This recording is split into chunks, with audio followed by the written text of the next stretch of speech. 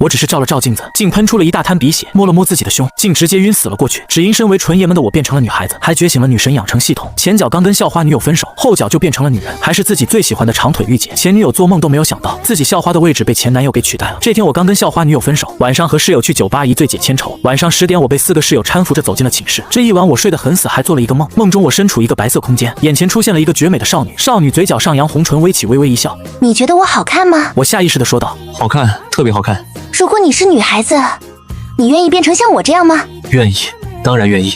少女上前抱住了我，随即我便晕倒了过去，脑海中迷迷糊糊听到一个悦耳的女声：检测到宿主已确认，女神养成系统正式启动。早上我半睁眼起来，准备上个厕所，脑海中又传来了那道声音：宿主你好，我是女神养成系统，专门为您服务。系统我还是听说过的，得到系统的主角大多开启了外挂人生，直接原地起飞，踏入人生巅峰。等等，你刚刚说什么系统？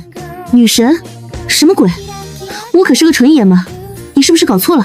宿主，你现在已经处于清醒状态了，你现在是男是女，你自己心里没点数吗？我下意识地伸手摸了摸下方，果然走到镜子前，看到自己的绝美脸蛋和白嫩的肌肤，我瞬间喷出一大滩鼻血。我能不能变回去？亲爱的宿主，本系统一经绑定，就没有能把你变回男性的能力。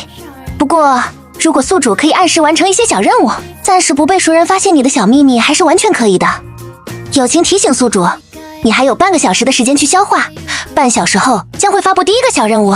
这半个小时绝对是有史以来我度过的最煎熬的时间了。自己当男人当了快20年，突然一夜之间变成了女孩子，着实是打击到。但是想了想，虽然变成了女孩子，但好歹还有个系统，说不定以后就能走上人生巅峰了。半个小时后，系统给我派发了第一个任务，请宿主在3天内穿上系统准备好的衣服，在校外的风华广场逛1小时。任务奖励：完美不伤身束胸带1条。完美不伤身束胸带，我一个大老爷们要这个做什么？什么大老爷们？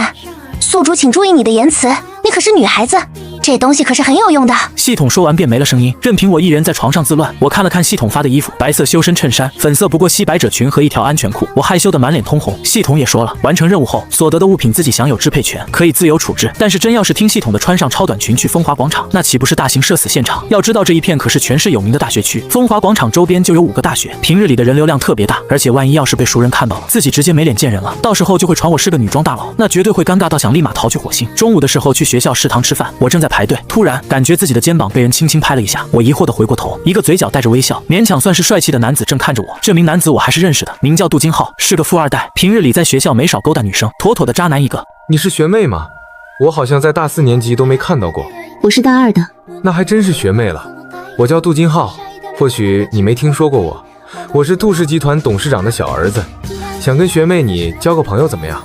不用了，我还有事。杜学长。周围也有不少同学看到了这一幕，纷纷议论起来。看吧，杜金浩又看上不知道哪来的漂亮小学妹了。有一说一，刚刚那个学妹好漂亮，感觉比校花林冰逸还好看。虽然我在外人眼里还是个女孩子，但是回到寝室中还是以前的模样。这是系统给我的短暂的保护机制。吃完了饭，我回到了寝室，端着脸盆准备去卫生间洗头发。早在大1的时候，宿舍的3人就劝我把头发剪短点，在那会的我每次都说有空了就去，但回回都没去。久而久之下，也没再见他们3人唠叨这件事了。我刚从卫生间洗头发出来，苏震诧异地说道：小峰，你这样子也太像女生了吧？是吗？我瞧瞧，我去，还真像。糟了，该不会被他们发现了吧？以前都习惯了吹干头发直接出来，现在完了，千万别被发现了。看了一会，丁宪疑惑地问道：小峰，我怎么感觉你身上有股香味呢？而且这皮肤也比以前更好了，有种水嫩的感觉。哈哈，胖子你可真能开玩笑，估计是单身太久出现幻觉了。下午的课我也没好好听，一直坐在座位上发呆。嘿嘿，美女宿主在想什么呢？我在想以后该怎么面对情感朋友。这个宿主不用担心，以后自会有解决的办法。你现在这么有空，赶紧去完成任务。不去，急什么呢？距离任务结束还有差不多65个小时，2小时58分内完成可得神秘奖励，64小时内未完成任务将接受惩罚。变身事实被所有认识宿主的人知晓。系统，你阴我！算了，我不跟你计较了。那个神秘奖励是什么？神秘2个字，宿主你不认识吗？告诉你了，还能是神秘奖励？3个小时内完成任务，就能获得除了那个束胸带以外的神秘奖励。而任务是在校外的那个风华广场闲逛1小时，也就是说我还有接近2小时的准备，时间还挺充裕的嘛。思索了一会，我决定现在就去完成这个任务。我还是很好奇会是什么神秘奖励。我连忙打开衣柜，里面放着任务所需的白衬衫和粉色超短裙。我俏脸微红，虽然我现在变成了女孩子，但毕竟才没多久，看到这种贴身衣物难免有些尴尬，连忙将其放回袋里，不断平复着波动的心境。宿主，你现在可是女生，不穿小背心你不怕走光啊？而且既然都是去做任务，当然要一次性全换成女孩子的衣服。听到这，我才总算是缓过了神。行吧，我认了。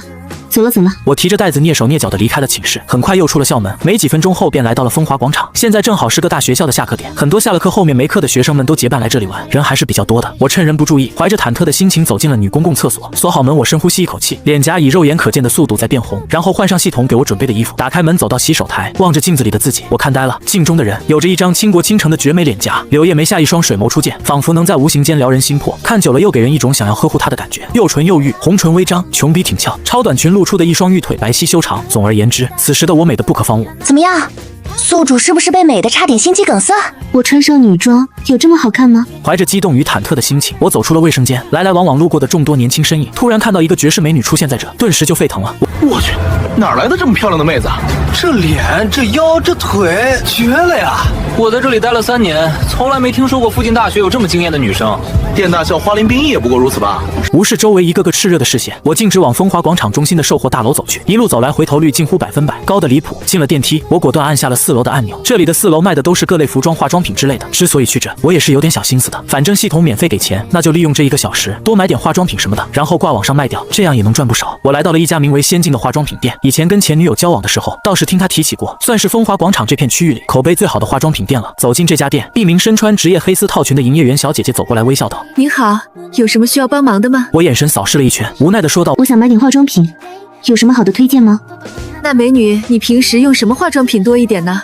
我们这各个品牌的优质产品都有的呢。这个呀，我都没用过化妆品，也就用洗面奶。我脸颊微红，不知所措。营业员小姐姐笑了笑：“这样啊，没关系的。那美女，你跟我来，我给你推荐一下。”冰逸，这么巧啊，我们这样也能遇见，真是有缘。不远处，穿着一身名牌休闲装的公子哥挡住了林冰逸的去路。何潇，你有必要这么缠着我吗？才大是没女生呢。林冰逸眼神冷淡地注视着面前的何潇。冰逸，你又不是不知道，我对你的心思，咱们2家世代交好，平时走近一点也没什么的吧？林冰逸懒得跟他废话，径直往前面走去。何潇可不管他对他是什么态度，跟块狗皮膏药一样，怎么都甩不掉。我说何潇，你有必要一直跟着我吗？我也一个人，你也一个人，还不如相伴逛一逛，好歹咱俩也算是青梅竹马。冰逸，别这么冷淡嘛。何潇一副嬉皮笑脸的样子。我有约了，跟我闺蜜。是吗？在哪呢？何潇明显不相信。有必要告诉你吗？林冰逸冷笑一声，走进仙境，亮出了预约2维码。柜台小姐姐干脆利落地从身后的柜台取出了那套化妆品。林小姐，这是您预定的产品，请您过目。这时我跟着那个营业员小姐姐也来到了柜台，我也注意到了站在一旁等候的林冰逸。林冰逸也是第一时间注意到了我。眼前的女孩虽然比自己矮一小截，但身材比例也是惊人的好，那张脸美的连她都挑不出毛病。只不过这个小姐姐看她的眼神怎么有点呆呢？何潇看到我的第一眼就被我惊人的美貌吸引住了，那身材除了胸有点小，其他都堪称完美，甚至比林冰逸还好一些。林冰逸心思转动，上前一步抱住了我的手腕，笑道：“哎呀，你怎么在这儿呢？提前来了也不跟我说一声。”手腕处传来的美妙触感，差点让我把持不。看着林冰逸向自己眨了眨眼，示意了一下身旁的何潇，我也大致猜到了什么，轻笑道：“嘿嘿，我这不是看你没来就提前逛逛吗？不好意思啊，冰逸。”有些诧异眼前的女孩怎么知道自己的名字，但林冰逸也没时间纠结太多。我不管，你得补偿我，等会儿好好的陪我逛街，知道吗？一听陪林大校花逛街，我差点激动地跳起来。好呀！接过柜台小姐姐递过来的礼品袋，我跟林冰逸走出了仙境，看都没看身后的何潇一眼。何潇眼神火热地注视着逐渐走远的2个绝美女孩，忍不住舔了舔嘴角。发现何潇没有再不识趣地跟过来时，林冰逸轻轻松开我。你怎么会知道我的名字？我当然知道了，咱们电大的校花嘛。女孩温柔空灵的嗓音，配上这令人如沐春风的笑容，让林冰逸都一时看呆了。你也是电大的学生？大几的呀？大2的。怎么以前没在学校贴吧上见过你？按理说，你这么漂亮的女孩子，肯定会被发出来的。这点倒是令林冰逸想不通啊。她刚来这学校的时候，就被一些男生拍了照片发到学校贴吧上，无形之中也是给她造成了不小的影响。但她也没有过多计较，毕竟都是学生，又没有做什么不好的事，也就懒得去理会了。这个呀，可能是因为我平时比较低调吧。刚刚真是不好意思，那个男的缠我很久了，把你牵扯进来，不好意思。没关系的。理解理解。我连忙伸出手握住了他的手，触感冰冰凉凉软软的，很是舒服。我还有点事要先走了，这样吧，咱们加个联系方式，交个朋友怎么样？以后可以一起出来逛逛呀。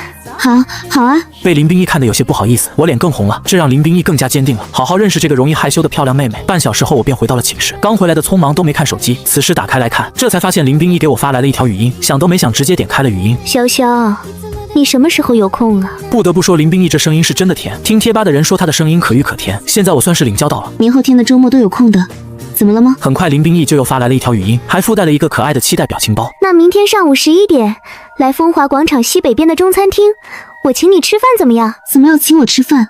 我们才认识不到1天诶。为了感谢你今天帮我解围啊，而且今天我走得太匆忙，现在想想当时太不礼貌了，所以想请你吃饭，别拒绝吗？最后一句别拒绝吗？听得我心里直痒痒，太甜了，又酥又甜。那好，我明天准时到。那我等你哦。我突然想起了什么，我呼唤着系统，我的奖励怎么还没到？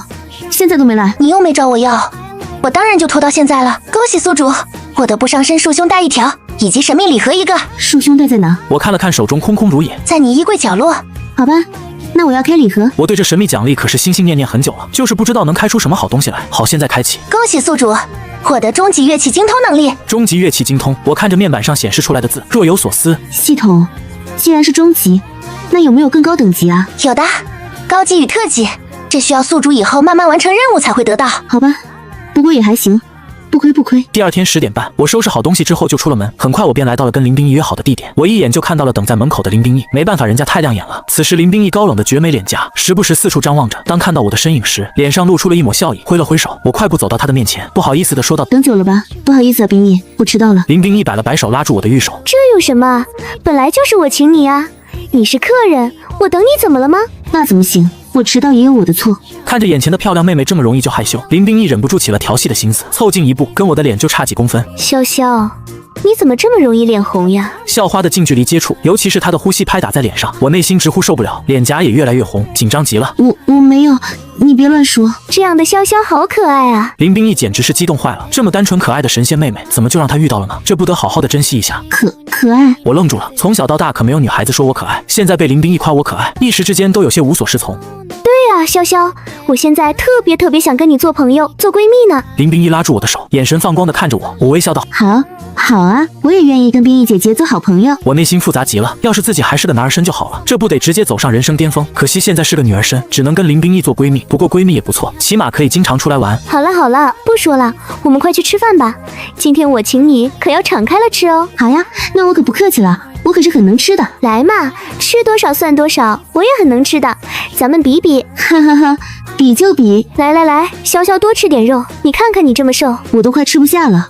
冰逸，你不用给我夹菜，你也快吃吧。知道了，不过你得把我给你夹的菜吃光光。林冰逸拖着香腮，眼神含笑的看着我，我嘴角微微抽搐的看着自己碗里满满的肉，只好硬着头皮全部吃完。呀，潇潇真乖。林冰逸看着我的红润小嘴，泛着一抹油亮的光泽，抽出一张纸巾，轻轻的帮我擦拭着嘴巴。被林冰逸这样的校花级美女擦嘴，这待遇整个电大估计也就我独一份。这要是传出去，还不得让那帮狼崽子羡慕嫉妒恨死。脸颊微红，我不敢看。我给林冰逸也夹了块鸡肉。冰逸，你也吃，别老看我吃啊。好，谢谢潇潇了哟。看到我给他夹菜，林冰逸心里高兴极了，更加坚定了内心好好对我的想法。当我俩吃完饭后，林冰逸看着手摸肚子的我：“潇潇，你等会有没有空呀？”我微微一愣，点了点头。有空啊，怎么了？我们去逛街怎么样？林冰逸开心地抱住我的手腕，感受着手臂处传来的美妙触感，我的小心脏狂跳不止，红着脸点了点头。好。潇潇真好，走，我都快等不及了呢。林冰逸直接拉着我起身往外走，出了餐厅门，两女就确认了方向，迈着大长腿潇洒的离去。两个大美女并肩出现在街上，这回头率可不是一般的高。快看，那两个妹子好漂亮啊，真是绝了，身材也太好了吧。是啊，这也太漂亮了吧。要是能拉一个做女朋友，这辈子都值了呀。哈，别做梦了，兄弟，先得有胆子搭话才行。冰逸，我感觉好多人在看我们呢。那当然是因为咱们的潇潇妹妹漂亮呀。什么呀？我记得他们是在看你，你才是最好看的，你可是电大校花呢。我可不敢当，昨天你出现在我面前，那可是把我狠狠的惊艳了一把。我觉得我比不上你，还是我的潇潇妹妹最漂亮。不争这个了，没意思。我们现在这是去哪儿啊？那家店好像不错的样子。林冰逸晃了晃我的手腕，指着前方不远处的女装店，兴奋地喊道：“现在这副开心的手舞足蹈的样子，完全跟平日里学校的传闻说的高冷完全不符。现在展现在我面前的她，才更像是个普通女孩。”潇潇，你发什么呆呢？林冰逸伸手在我面前晃了晃。没什么，只是突然发现，冰逸你跟学校里别人说的不一样。原来是这样，学校里关于我的传闻都是假的，高冷压根就不符合我的性格。熟悉我的人都知道，我一点也不高冷。相反，我在好朋友面前很热情的好吗？就跟现在一样。我也是冰逸的好朋友吗？当然算了，虽然我们认识才1天，但是我看人一向很准的。难道潇潇不愿意跟我做好朋友吗？说着说着，林冰依旧眉毛一皱，委屈地撅起了嘴，仿佛一旦我说出不愿意这3个字，她就要哭出来似的。怎么会？我当然愿意了。冰依，你人这么好，我怎么可能不愿意呢？潇潇真好。林冰依开心地抱住了我，拉着我就往那家女装店走去。营业员小姐姐看到2个美女走了进来，眼前一亮，笑着迎了过去。冰依，你要买什么衣服吗？对啊，你看看我这件怎么样？林冰依拿来一件连衣裙放在自己身前，向我征求着意见。林冰依拿的是一件白色连衣裙，领口位置是镂空透明的花纹设计，看上去非常的适合她。可以啊，我觉得挺漂亮的，要不你去穿上试试？好呀。林冰依浅笑，说着就拉住我的手腕就往试衣间走去。冰依，你这是干嘛？你带我去试衣间做什么？哎呀，后面的拉链我怕我等会儿拉不上了。好，潇潇，你就帮我一下嘛，好不好？林冰依看着我，用她那甜甜的声音撒着娇，这声音听得我骨头都酥了，只好硬着头皮答应了她。2女一块进入了狭窄的更衣室，林冰依身上的香味顿时扑面而来，沁人心的味道。我闻了闻淡淡的茉莉花香，林冰依堂无戒备的在我面前脱下长裙，完美的身材在我面前展露无遗。虽然我现在变成了女孩子，但心理上还是个男孩子，这画面简直是要了我的小命，脸色潮红，我已经不敢继续看了，眼神连忙向别处，心里不断默念非礼勿视，非礼勿视。林冰依也注意到了我的异常。潇潇，你怎么脸这么红啊？咱们都是女孩子，你看女孩子的身体也会害羞呀。我直接转过了身。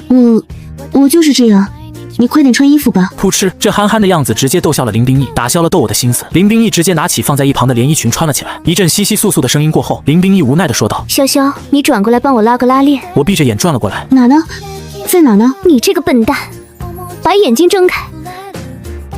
闭着眼你怎么拉拉链？我把眼睛睁开一条缝，看到的正是林冰依光滑的美背，小心翼翼的伸手将拉链往上一拉，林冰依这才总算是穿上了这件连衣裙。2人走出了更衣室，林冰依一出场就吸引了在店里的众人的目光。冰依，你可真好看，怎么现在不害羞了？嗨嗨，这件事就过去了吧，不提它了。潇潇，你太可爱了。林冰依又看了一会后，便将衣服换了回来。本来准备给我也挑一件衣服的，但我死活不答应。林冰依也只好就此作罢，付了款买下这个连衣裙后，便跟我离开了。2人手拉手走在回学校的路上，我倒是紧张的不行。整个电大无数男生做梦都期望能牵起这双娇嫩的小手，现在被我捷足先登了。虽然现在是女儿身，但这种便宜不占白不占，以后想起来也算是一个美好的回忆。潇潇，谢谢你今天能陪我玩这么久。没什么啦，我也很开心的。今天也认识了一个不一样的，但却是最真实的冰依。潇潇，我爱死你了！我们要一直做好朋友、好闺蜜哦。林冰依突然抱住我，在我耳边说道，感受着怀里的温香软玉，我别提多舒服了。以后有空我们经常出来玩吗？我很乐意陪你的。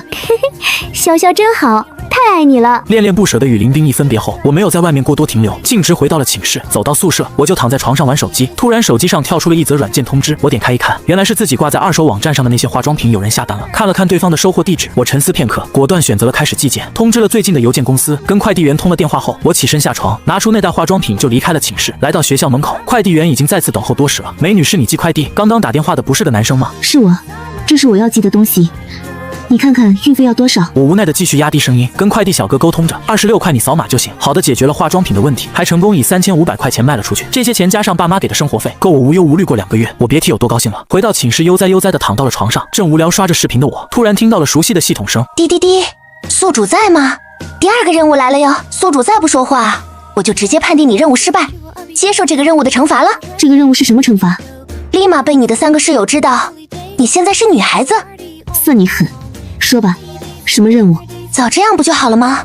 何必闹得这么不愉快呢？第2个任务呢，很简单，报名参加你们学校的音乐比赛，并且成功通过初试，奖励终极歌唱技能。就这个，没有附加条件？没有，但是你得以女性的身份参加比赛。为啥？你现在就是女的呀，还为啥？我尴尬的摸了摸鼻子，不再回话，思考了起来。任务里提到的音乐比赛，我最近也是有所耳闻，是校级比赛，面向所有专业的同学，人数不限，专业不限，但是要通过非公开的海选才能进入初试。初试及后面的流程都是要在全校面前表演的。我上个任务送了个终极乐器精通能力，倒是个好东西，现在就派上用场了。只不过我在犹豫到底该用什么乐器好。我思来想去，最终决定了还是演奏钢琴，毕竟弹钢琴的时候只需要坐在那就好，而且向观众展示的也是自己的侧脸，被认出来的几率也是比较低的，算是比较保险的方案。正当我决定好这一切后，突然想到了什么，表情情痛苦地躺了回去。我千算万算，怎么就忘了这一茬呢？系统的任务要求是让我以女儿身的身份去参加比赛，我现在留在学校的性别信息可是男生啊！连忙调出微信班群的聊天记录，找到班长发过的那张报名表，浏览了一会后，我如释重负地松了口气。报名表上说可以不报真名与学院专业等信息，至于到时候主持人报的是什么名称，那就由自己来决定了。而且这个比赛的冠军也没有什么太过贵重的奖励，就一个奖杯而已。这也算是电大对学校以往的传统，进行了一次大胆的创新。我思来想去，还是决定搬到外面去住，在寝室住变成女儿身的事情迟早是要暴露的。就这样来到了星期一，一路哼着小曲走到了文艺办公室。老师没有看见，倒是瞧见了一个熟人，冰毅。被喊到名字的林冰毅抬起了头，当看清来人是我时，激动地从位置上站起身，冲向了我。哇，这不是我可爱的潇潇吗？怎么知道我在这边？你是特意来看我的吗？林冰毅抱住我，给我来了个大大的熊抱。几天的相处，也让我熟悉了林冰毅的为人，外冷内热他也习惯了，反正都是福利，不要白不要。好了好了，冰毅，我是来找王老师报名参加比赛的。比赛？你是说咱们学校的那个音乐比赛吗？对啊。那可真是巧了，我在学生会正好受王老师所托，负责此次参加比赛的登记工作。真的呀？那太好了，省事多了。那冰毅，你把我抱上去吧。我开心地笑了笑，我的笑容看得林冰毅微微一愣，随即反应了过来。那潇潇，你来填一下这张表吧。好呀。2分钟后，林冰毅看着我递来的表格。潇潇，你不打算用真名，就连学院专业也不填吗？低调一点好。而且萧这个名字也挺好的，就用它吧。你是参赛者，那就听你的好了。潇潇啊，想不到你除了是画画的科招生以外，居然还会弹钢琴。我早就想好了一套说辞。一点业余爱好吗？对了，正好潇潇你来了，我想跟你商量个事。什么事啊？你说。我想在外面租个房子，看好了一套2室1厅的，现在正缺个室友呢。你愿不愿意跟我一起合租呀？合租这倒是把我给整不会了，真的是瞌睡来了给枕头。我还在想什么时候租出去住呢，现在林冰毅就邀请我合租。你怎么突然想到要出去住了？也没什么了，其实我大一刚进来的时候就想在外面住，只不过那会儿我爸妈不同意。现在大3了，我就想着出去住，我爸妈也答应了。就这么简单，在学校我就跟你关系最好，找室友肯定要第一时间来找你了。不过要不要来，还是看潇潇你自己。可以啊，我最近也有搬出去住的想法。真的呀？太好了。什么时候带我去看看那个房子呗？要是不错的话，过2天就搬好了。明天我就带你去看看。因为林冰毅还要处理一些事情，所以我跟他约好了晚上6点的时候一块去看看那个房子。聊了一会后就离开了办公室，走在回寝室的林荫小道上，我的脑袋还是晕乎乎的。自己就这么简单的即将成为了林冰毅的室友，还是只有我们2个人住的房子。我如果还是男生的话，这要是传出去，肯定要被羡慕嫉妒死。就连我自己都没有注意到，成为女孩子的这几天下来，我的潜意识已经越来越像一个女孩子了。无论是行为举止还是平时跟林冰毅说话，只不过在寝室里，我还是刻意保持一个男生的形象，免得被发现。回到寝室，王华3人还在上课没有回来，我脱掉鞋子，露出一双小巧精致的玉足，冲了一下后就爬上了床，舒舒服服地躺了上去，闭着眼回想着这几天发生的所有事情。自从那晚跟王华3人吃完饭回来，就莫名其妙变成了女孩子后，就突然跟林冰毅有了不少的交集。大一1整年，当时的我也只是远远地看到过林冰毅，现在都快跟他合租了。虽然身份不同，但想想还是令我感慨万千的。下午5点50分，我在食堂买了2杯奶茶，来到了校门口等着林冰毅。我左手提着奶茶，右手刷着手机，突然背后伸出一双手遮住了我的眼睛。猜猜我是谁？女孩甜美软糯的嗓音，对于我来说再熟悉不过。好了，冰毅，我猜到是你了。你怎么这么皮啊？我把手机放回口袋，右手拍了拍林冰毅的手。潇潇，不好意思啊，让你久等了，临时有点事耽搁了一下。没事啊，你就迟到了3分钟了。我就知道潇潇最好了。诺，这是给你买的。我把手上的奶茶递给了林冰毅。哇，是芋圆布丁哎。潇潇，你怎么知道我爱喝这个？林冰毅插上吸管，大口大口喝着，脸上的表情很是享受。我看到的呗，前2天买的奶茶，你都是买的这杯，我就记下了。哇塞，潇潇你太好了，哈哈。走了，咱们边走边聊。我看到林冰毅轻车熟路地带着我进了这个小区，还掏出钥匙打开了门。冰毅，你为什么会有这个房子的钥匙啊？因为这个房子我昨天已经租下来了，只是还没有找到室友而已。下午听到你也有租房子的想法，高兴过头了，就忘了跟你说这件事了。你先进来看看吧。林冰逸笑靥如花，一进门我就被惊讶到了。这个房子不大，整体看上去小巧美观，卫生间只有一个，但如果我住进来的话，我跟林冰逸两人是肯定够用的。客厅有一个大沙发，足以让4个成年人坐下，还有一个茶几，还有一个小厨房，阳台也有一个，可以说是一应俱全了，非常适合手头宽裕的年轻人居住。怎么样，这个房子还不错吧？房主也是一个女孩子，这个房子是她爸以前给她买的，她今年刚结婚，跟她老公住一块儿了。这个房子也有纪念意义，所以她舍不得卖，就拿来出租了。我一眼就相中了她，所以就立马下手了。很不错呢。我看得连连点头，完全挑不出什么毛病。房租1个月多少钱呀？看了一会后，我问出了这个我最关心的问题。1个月2000，咱们一人出1000就行。房东姐姐很好说话，她也不缺钱，就比行情价低一点租给我了。而且这个价位在咱店大这一块算很低的了，找都找不到。那可以啊，我觉得不错。那既然这样的话，潇潇你什么时候搬过来跟我一块住啊？林冰逸一脸期待地看向我。对于这个只认识了几天的女孩，她已经把我当成了很好的朋友，所以心里也很希望我能尽快搬过来。我明天就搬过来好吗？你住哪个寝室？我明天来帮你。不用不用，我东西不多的，我自己来就好了。我一听林冰逸要来自己寝室帮忙，心跳猛地加速，这可不能让她过来，不然可就完蛋了。哦，那好吧，真的不用我帮忙吗？不用了，冰逸，你也很忙的嘛，就不麻烦你了，我一个人可以的。行，我们出去吃饭吧，我肚子好饿。我也还没吃呢，走走走。忙活了一天，我准备从寝室搬了过来，终于和林冰逸同居了。经过这2天，买家已经成功收到了我的化妆品，3000多块钱已经成功到账了。看着自己手机里4开头的4位数存款，我开心极了，毕竟这是自己头一回有这么多钱。冰逸，我已经把钱转给你了，你注意查收一下哈。话音刚落，我就看到了我不该看到的一幕，脸瞬间一片通红，连忙转过头娇羞道：冰逸，你干嘛呢？快把衣服穿好。我和林冰逸收拾了半天，空调也才刚刚打开没多久，林冰逸太热了，就把身上的短袖撩了起来，露出了没有一丝赘肉的平坦小腹。我这不是太热了吗？话说潇潇啊，咱们2个都是女孩子，你至于这么脸红吗？话是这么说，虽然我们都是女孩，但总得注意形象吧。林冰逸撇撇嘴，那又怎么啦？这里可是咱们的家呀，在家里放肆一点也没关系啊。还有啊，你这话说的好像我是一个放荡的女孩子呢。哼，哎呀，我不是这个意思，你别生气啊，冰逸。我见林冰逸误会了自己的话，主动凑了上去，轻轻推了推林冰逸的胳膊，后者哼了一声后转过头不理我，傲娇得很。我眼珠子一转，轻咳了一声。冰逸姐姐，你别生气了，好不好嘛？我真不是这意思嘛，你误会人家啦。然而林冰逸却很吃这一套，我那软糯甜美娇滴滴的嗓音，耳朵都听酥了，瞬间就败下阵来。好了好了，我知道你不是这个意思，只是我觉得吧，既然这是我们的小窝，那就应该可以放肆一点的嘛。哪有在自己家还规规矩矩的？这里又没有外人，你说对不对？潇潇，好好好，我听你的，你说什么就是什么，大不了就牺牲一下自己的小心脏，反正都是难得的福利，别人想看都看不到呢。潇潇，你晚上想吃什么呀？我们点个外卖好了。我不想出去吃了。林冰逸伸了个懒腰，完美的身材曲线展露无遗，我害怕上火，完全不敢多看。你呀，吃什么都可以，你看着点吧。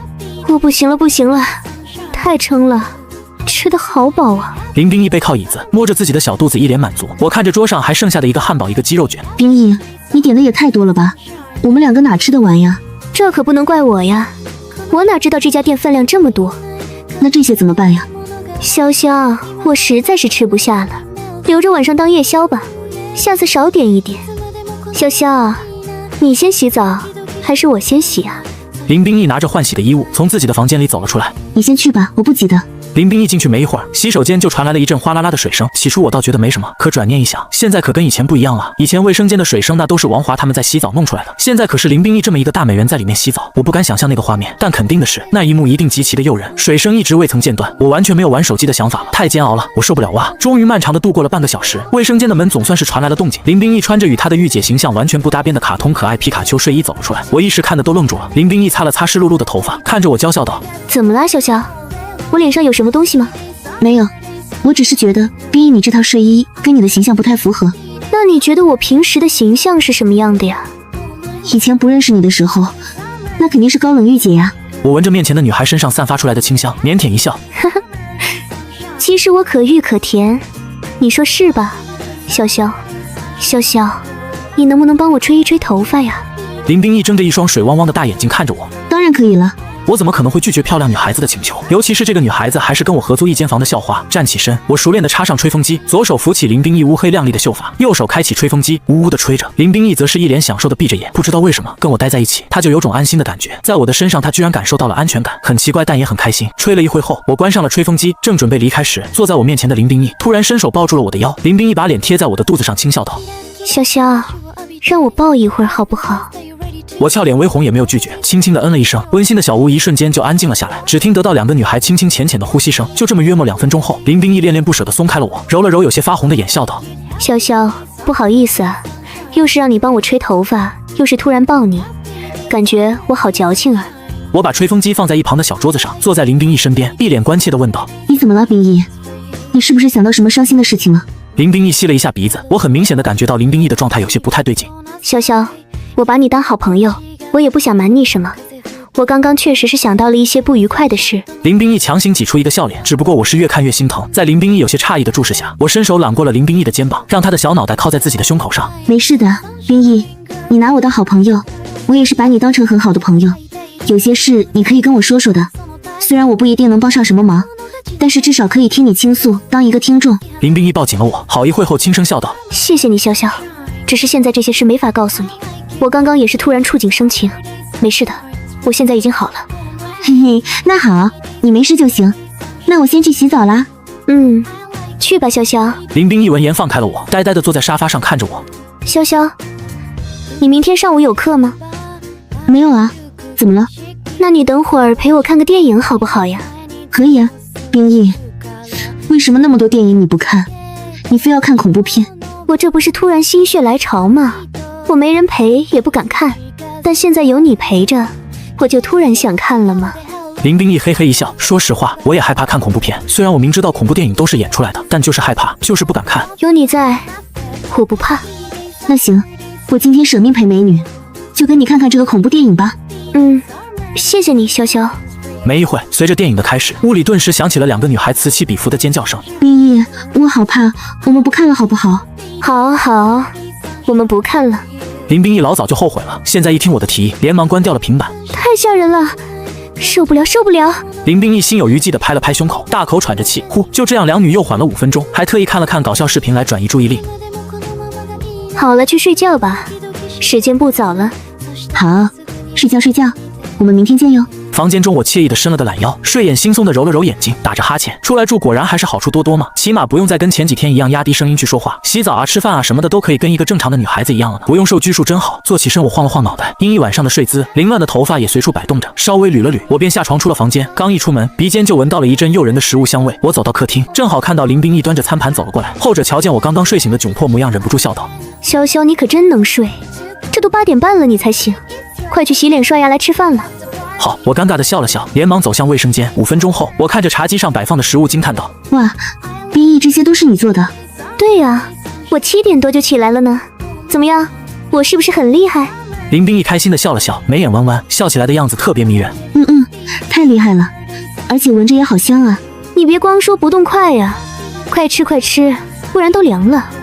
我端起面前的碗吃了一口，双眼放光，朝林冰逸竖起大拇指。这葱油拌面好好吃啊，比学校的味道要好呢。嘿嘿，那当然，也不看看是谁做的。10分钟后，两人就解决了桌上的饭菜。我躺在沙发上满足地说道：“冰逸，你的手艺太好了。”嘿嘿，喜欢吗？你要是喜欢的话，我可以天天做给你吃哦。喜欢是喜欢，但让你天天做饭还是算了吧，我心里过意不去，我又不是厚脸皮。哈哈，没关系的啦，我们可以每天一块去逛逛街，买点菜囤着，不能浪费厨房的冰箱资源呀。你想想，属于咱们2个人的温馨小屋，每天买点菜做饭，我们2个人一块吃，这一幕多好呀，是不是？林冰逸憧憬着这一幕，声音也温柔了许多。我沉默了。说实话，林冰逸描述的画面我很心动。如果我还是个男生的话，有这么一个女孩子像林冰逸一样对我说这样的话，我肯定会高兴坏了。但现在说的再多，我跟林冰逸也只是好朋友、好闺蜜而已。你怎么了？怎么不说话了？林冰逸疑惑地看着我。没什么啦，刚刚走神了。不过冰逸你说的我也很心动呢，确实很温馨。那当然，这可是很多人梦寐以求的平凡生活呢，什么都不用担心，就这么无忧无虑的，这才是真正的生活呢。潇潇，你下午也没课吗？本来是有的，但那老师说临时有事来不了了，下次再补回来。这样啊，那也就是说，你下午放假喽？对啊，怎么了吗？既然是这样的话，那潇潇你愿不愿意跟我去上课呀？正当我准备答应他时，脑海里突然响起了系统的声音：恭喜宿主触发隐藏任务，答应林冰逸的请求，陪他一块去上课，奖励腿部属性+1。好啊，冰逸，反正我没什么事情，陪你上课也可以。恭喜宿主完成选择，腿部属性已加。对了，什么时候开始上课？还有20分钟。啥？20分钟？那不是没多少时间吗？我衣服还没换呢。我连忙起身，想要前往房间换身衣服。不用啦，潇潇，你就这身好了啦，也很漂亮的呀。你看我说的没错吧？潇潇，你的腿这么漂亮，不展示一下怎么行呢？那好吧，我们走吧。好哦，出发出发！跟林冰逸走在校园里，我能明显的感觉到有不少人在看着我们两个，当即微微低下了头，害怕熟人一个不小心认出了自己。走进教室，两人选了个后排位置坐了下来。我看了看周围，低声问道：冰逸，这不像是你的专业课吧？对啊，不是，是我新选的一个选修课。林冰逸笑了笑，教室里的其他人见到林冰逸，顿时就不淡定了。快看快看，那个女生是林冰逸吧？好漂亮啊，不愧是咱店大的校花，身材也是没得说。她旁边的那个女孩子是谁啊？怎么以前没见过？也好漂亮的说，果然漂亮的女孩子只跟漂亮的人玩。呜，我也想跟林冰逸贴贴。我感受着教室里投来的众多视线，顿时有些如坐针毡，用手挡住额头，尽量不让别人看清我的脸。反正我是来旁听的，也不会有人太在意我。距离上课还有2分钟，我低着头无聊的刷着手机，林冰逸时不时跟我闲聊几句，附耳低语有说有笑的样子，不知看呆了多少痴情人。